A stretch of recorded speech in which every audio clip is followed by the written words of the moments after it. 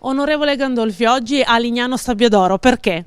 Perché oggi a Lignano Sabbiadoro, con Lignano Sabbiadoro Goes Green, si parla di come cambiare la maniera di muoversi nelle nostre città e quindi come cambiare la vita, perché in realtà cambiare come ci muoviamo è cambiare la vita delle persone. Se pensiamo che ogni italiano passa 9 anni della propria vita nel muoversi dentro le città, quindi nel farlo bene significa dare una grande qualità ed è quello su cui vogliamo concentrare l'attenzione oggi, partendo dalla bicicletta che sembra un mezzo del passato ma in realtà è il grande mezzo del futuro e quindi vogliamo capire come questa si può diffondere e diventare uno strumento per rendere gli italiani più felici in questo.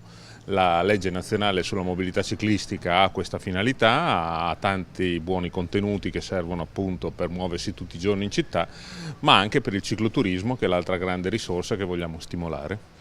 Secondo lei il Friuli Venezia Giulia ha delle buone potenzialità per diventare una meta turistica ciclabile?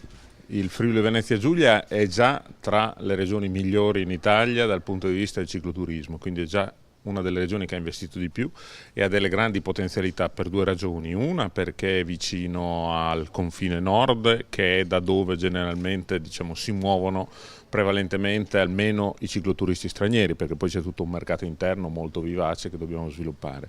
Due, perché ha comunque delle condizioni e una varietà del paesaggio che gli permettono di offrire ottime cose e infatti lo sta già facendo.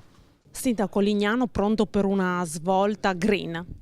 Sì, questo convegno penso che abbia l'obiettivo di far maturare una consapevolezza legata al fatto che se noi facciamo delle scelte che possono favorire la mobilità lenta e quindi percorsi cicloturistici che si sviluppino all'interno della città in maniera coerente e ordinata, sacrificando posti macchina eventualmente o anche determinati sensi di marcia delle nostre vie, può essere un elemento che abbia dei risvolti economici importanti e permetta una riqualificazione della nostra offerta turistica che poi verrà promossa sul mercato in termini di differenziazione rispetto ad altre località. Quindi penso che sia la strada giusta. Noi in termini di programmazione abbiamo già dato una visione di tutto ciò attraverso l'adozione del piano urbano del traffico e dell'allegato sulla bicipolitana.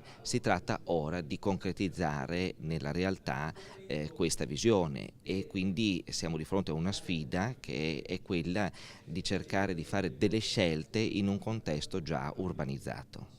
Progettare le ciclabili e le ciclovie in un ambito turistico ma con anche dei bandi a cui si può accedere.